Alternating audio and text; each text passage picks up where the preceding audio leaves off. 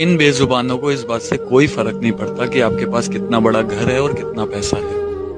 इनको फर्क पड़ता है बस इस बात से कि आपका दिल कैसा है। आप इन बेजुबानों को दो रोटी देकर तो देखिए।